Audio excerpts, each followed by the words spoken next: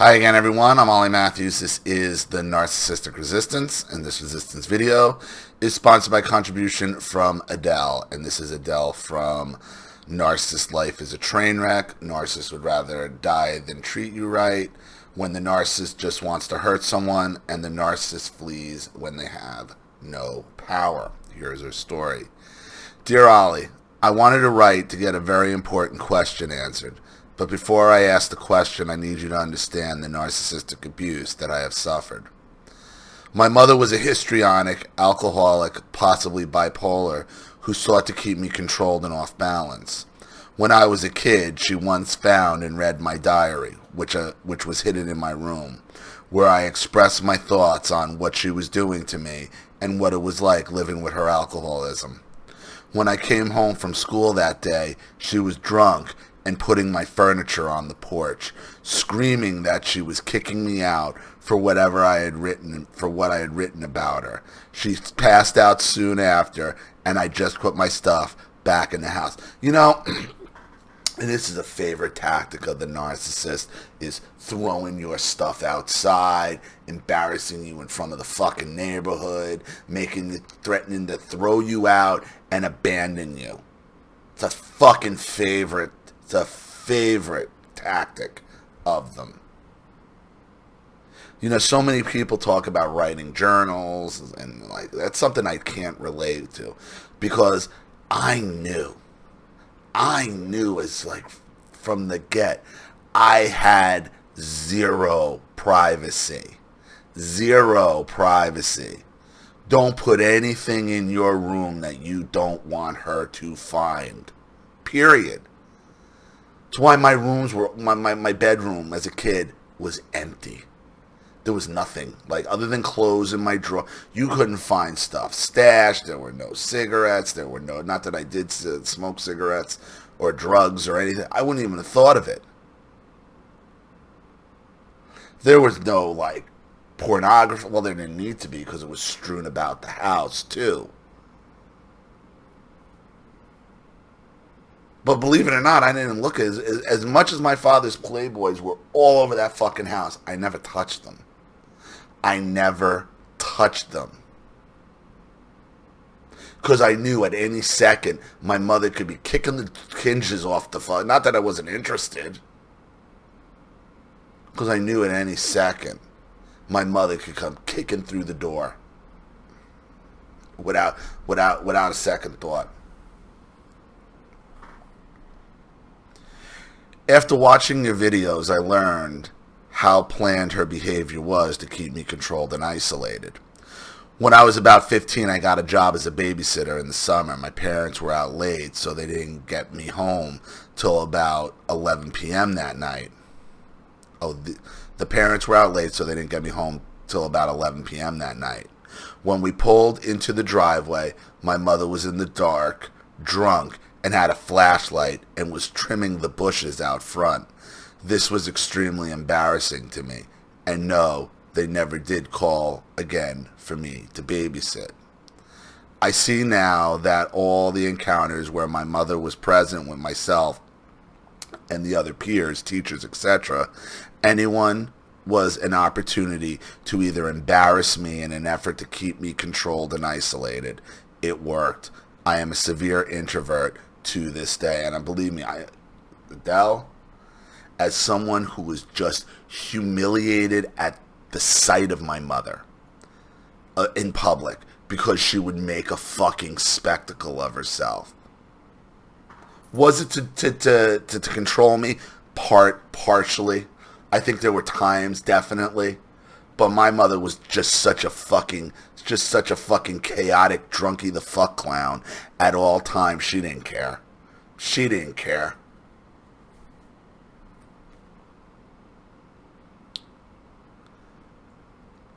When I came home from school, I had to take my younger sister and brother and watch them till dark. I didn't have many friends because I didn't feel safe with anyone and only wanted to keep my head down and climb into my self-imposed foxhole of books and music in my room to avoid the abuse. Even my friends were kept at a distance for safety reasons. If I told anyone anything about anything, and my mother or grandmother found out, there would be hell to pay, and I knew it. Same deal. Same deal. I kept any friends I had, never brought them into my house, never hung out around my house with my friends, because you had to keep it all at a distance. So I get all of it. Because my mother drank a lot, that didn't leave much money for clothes or us, etc. So I didn't have the nicest clothes. As a result, I was made fun of at high school, and granted, most kids are teased at school, but to be laughed at specifically and pointed out in a crowded hallway is torturous for someone who is also going through torture at home. As a result, I retreated into books and playing music in my room. And that's where the school should realize that there's some, because most kids that are like that are usually being tortured at home. Schools could have given a shit. The county we lived in Kentucky was dry, which means there was no alcohol sold. So that means she had to leave the county to buy her fucking liquor? Jesus. This means trips either to Fort Gay, West Virginia, or the bootlegger.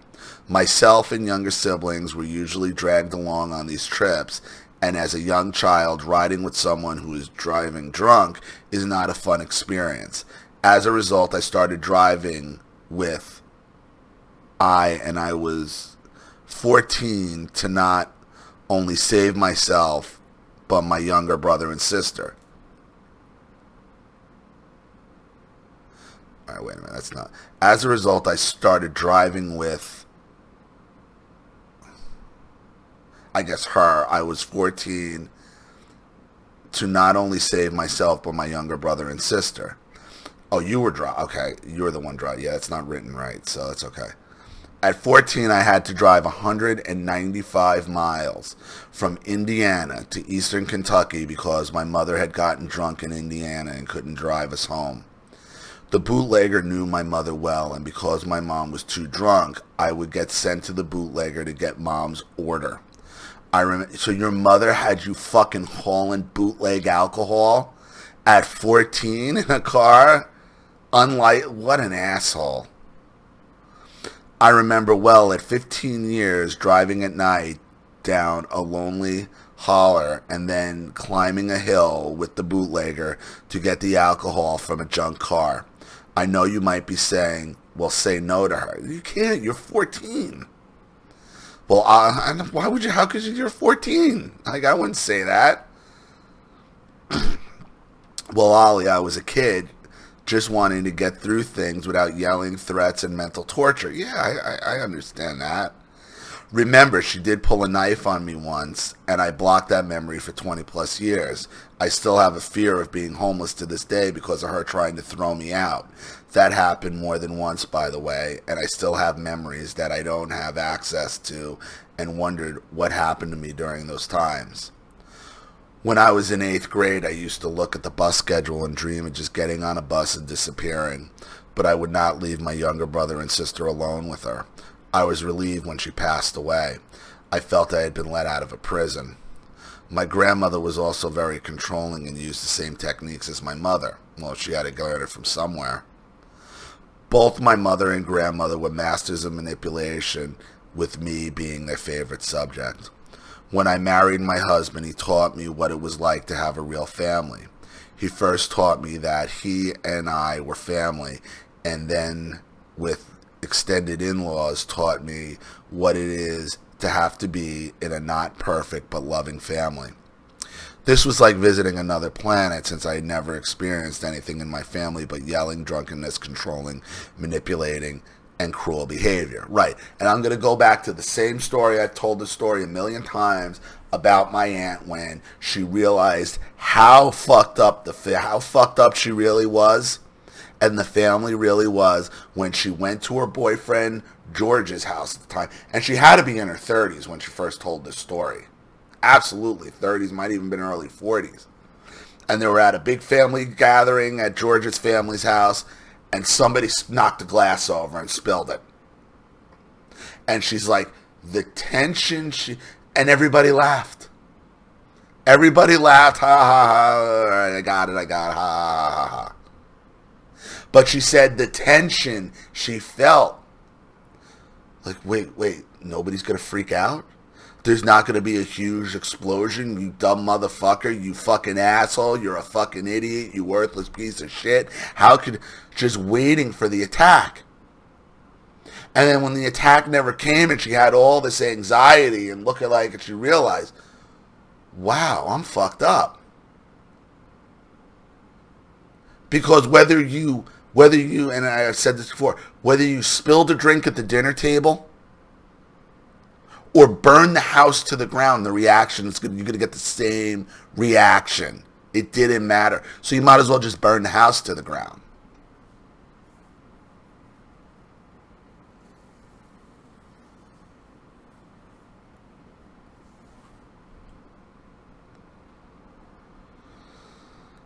After mother and then my grandmother died, I slowly began to heal from their years of abuse. Slowly they faded, and I never really think of them at all.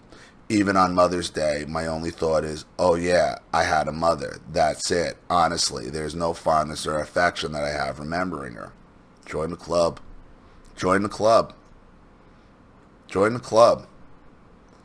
The only time I think of my mother is in bad. There's no good memories. There's no good, oh, remember that time when my, no. There are a couple times in the car with music where I could see where she could have been a decent person. It's nothing. It's nothing compared to the abuse. There's no good memories. And the same thing. Oh yeah, I had a mother. Yeah, she's dead. Oh well. Fast forward 15 years and I moved to Indiana to live with my dad. My husband had died and I needed a break from the memories in eastern Kentucky. I couldn't drive down certain roads where we had driven together without bursting into tears. Yeah, he was the one. I encountered my older sister, whom I hadn't had much to do with for the past 30 years. My older sister, the one with 8 husbands, then uses the same techniques that mother used, and it begins to stir in me a memory. I realized something is familiar, but I didn't have a name for it until your videos, and I knew something wasn't quite right, but I couldn't put my finger on it. Our encounters go something like this. 1, she needs something. Usually she has broken up with a husband or boyfriend and wants me to keep her company and entertain. 2, she compliments me and portrays the great sister relationship we'll have. Yeah, right. 3, I'm a hopeful person, so I try to accommodate her and take her back in my life. 4, she slowly moves to try to control me in some area of my life. I balk at this because I will not allow someone to control me. 5, sister can't control me, so she becomes extremely cruel and uses any information she can to try to hurt me. This can be very verbally abusive and cruel, usually ending with me crying or revealing something to someone else that is damning to my reputation, whether true or not. She has expressed in many ways how I am a failure, that I am going to die alone, and no one is going to come to my funeral. Again, she's talking about herself here, Adele. Called me a shit starter in front of other family members because I defended my brother's right to have a driver's license, etc. I know, Ollie, my problem was step 3. I try to accommodate her and take her back in my life. The above scenario has been reenacted at least 8 times in the past 10 years. Each time she somehow convinced me this time will be different, and each time it wasn't. No, this time won't be different. It'll be the same as it always was. It'll never be different with the narcissist. Never. I probably would still be on her merry-go-round if I hadn't learned what I have from your videos. Knowledge is freeing. The last time this happened is the end of our relationship, as now I feel nothing for her. Now that I am armed with knowledge, I see what she is and I stay away. But I also know what my mother and grandmother were also. Yes, I feel foolish. I'm not stupid. I have a math degree. But I just didn't believe people can be that deliberately evil, even though I encountered it when I was young. As a result, I would give her another chance. Now, because of you, I know that for my well-being, a relationship with her is impossible, and I am starting to again rebuild and heal after a very toxic on-again and off-again relationship with my sister. So my question is this: how do I get her out of my head? You know, siblings. I've said this, Adele. Okay. The one person that I better not have in my eyesight where I can get to him is my brother. Okay? Why? Because it's different for siblings. Okay? Because the sibling knows exactly what you went through, they contributed it, and they want to carry on the fucking legacy of it. They want to carry on the legacy of it. That's why you can't get her out of your head. It's different when it's a sibling. I don't know why it is, because you were both kids, you had a different type of relationship, you didn't necessarily have to have that respect or fear or whatever it is of your fucking parents. Because you know the reason why your sister has had 8 fucking husbands is because she's just as fucked up. She was just as fucked up as you were by your parents. Yet she wants to continue the fucking abuse, and that can't fucking stand. And that's what's driving you fucking crazy. And that's what keeps her in your fucking head. It's what keeps my brother in my head. These attempts to hoover you back in, it's going to be different this time. It's no different than my brother telling me to make this channel public to my parents and then shoving a fucking knife in my back when I did it.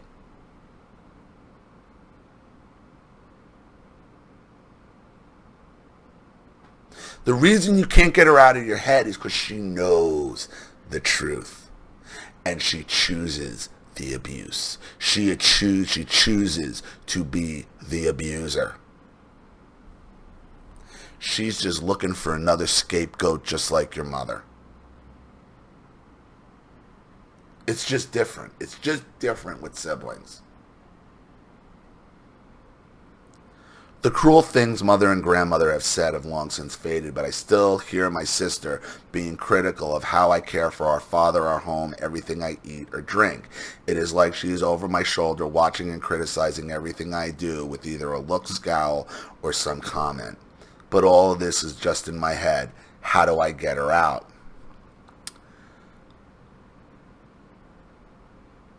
I'll tell you this. Your sister has no real power over you. My brother is well aware of my feelings. Well aware of my feelings. You know. And I made it clear, and I'm going to tell you that. I'll tell you this. I don't know how deep involved you're. The last time I talked to my brother was when that whole ordeal with the house and my father trying to sign my name on mortgage paperwork was the last time I talked to him. And the things I said to him on the phone that day, okay, to his face, things that I had never said to him before in that context, because everybody was always afraid to piss Michael off, because nobody ever wanted to see little Precious get pissed off. I laid into him with truth.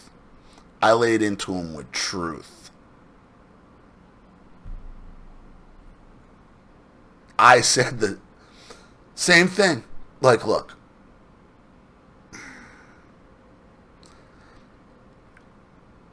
what you need to do is the next time she gets a hold of you or calls you, like, who the fuck are you to judge my life? You fucking raging whore, 8-time fucking failure in a relationship. Get the fuck out.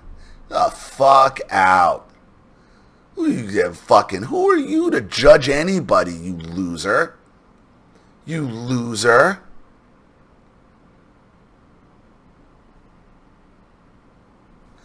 I pointed out every failure my brother had. I'm like, you got me, Michael? You got me? As every time I said something, you got it? You got it? because nobody had ever talked to him like that. No one. And the fact that I was doing it got the point across real quick that I wasn't fucking around with him. That's what you need to do with your sister. You ever talk to her again? Who are you to judge me, you loser? 8 times I had one husband who I loved and we were soulmates, and I'm like, you got nothing. You 8-time fucking loser. Understand why she's attacking you. She's attacking you over that over the jealousy over that relationship anyway. 8 times, 8 marriages. And you're letting her judge you? That's why you can't get her out of your head, because look at her fucking life. Look at her life. Who the fuck are you to judge me, you loser? And you know the abuse we endured in that house, and you still choose to do this? Fuck you, twat. You gaping cunt. Because that's what she is.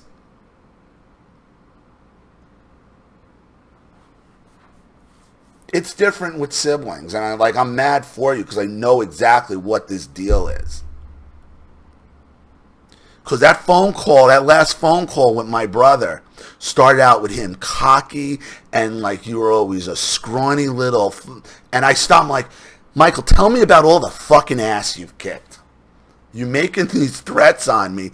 I literally had to get into multiple fights every day for my job for the better part of 15 years. Tell me about all, because the only fight I know about is you running crying home from Bay Village, which was a place down the shore, because some skinny little Puerto Rican in a wife beater pulled a butter knife on you, pussy. And he got quiet. And then I got into all his failures in relationships. How many fiancés walked out on you? Loser.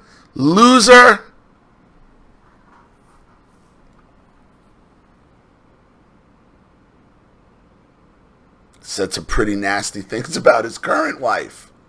The reasons why he was with her. I think it was butt ugly.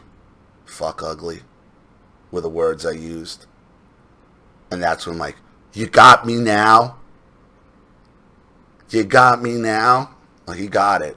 He went dead silent. Dead silent. I think your sister will do the same, because that's why she doesn't want you to call her out.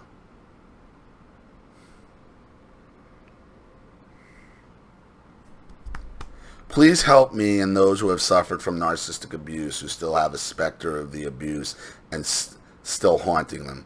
God bless, Adele. Siblings are different, Adele. Siblings are much, much different. Okay, and in your case, you have a very similar relationship with your sister as I do with my brother. I did with my brother. My brother tried to hoover me for his own benefit and jams the knife in my back when it benefited him. Okay? You can't get her out of your head because she's not your mother. She's a sibling. She knows different. She knows better. And she has no right to be. She has no solid ground to be fucking passing judgment on anyone, let alone you. Let alone you. You need to tell, instead of crying, you need to tell her off. You need to tell her off. You need to tell her every fucking horrible thing about her. Every horrible thing, and say, I know it. I know what you are. You're a loser. You're a whore. You can't keep a fucking man to save your life. To save your life. I spent how many decades with my husband? And if he was still alive, we'd still be together. What do you got? Nothing.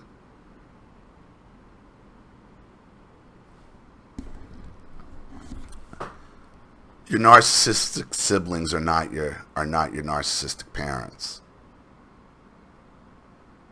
don't be afraid to call them out, because they ain't going to do shit about it. So, I hope that helps. Thank you, Adele, for another contribution and story. I really appreciate it. Thank you to everybody watching. Please leave any opinions or advice in the comment section below. And again, if you want your story read on the channel, you have a topic you'd like me to cover, a narcissist you'd like to expose, you'd like to have a private video made, or you'd just like to make a contribution to the channel in general to keep it supported, growing, and successful, because this channel survives 100% on contributions from all of you. Without you guys, all this goes away. So if you like what you see here and you want to see more videos like this, you know what to do with the PayPal and email links in the description box. And please do that, because Google and YouTube are trying to make me go away sooner than later. Also, please like and share this video wherever you can. Subscribe to my channel if you haven't. And be sure to click the subscription bell to be notified of all my video uploads. I'm Ollie Matthews. Oh, also be sure to follow me on the library app, which the links are also available in the description box. I'm Ollie Matthews. This has been the Narcissistic Resistance. Take care.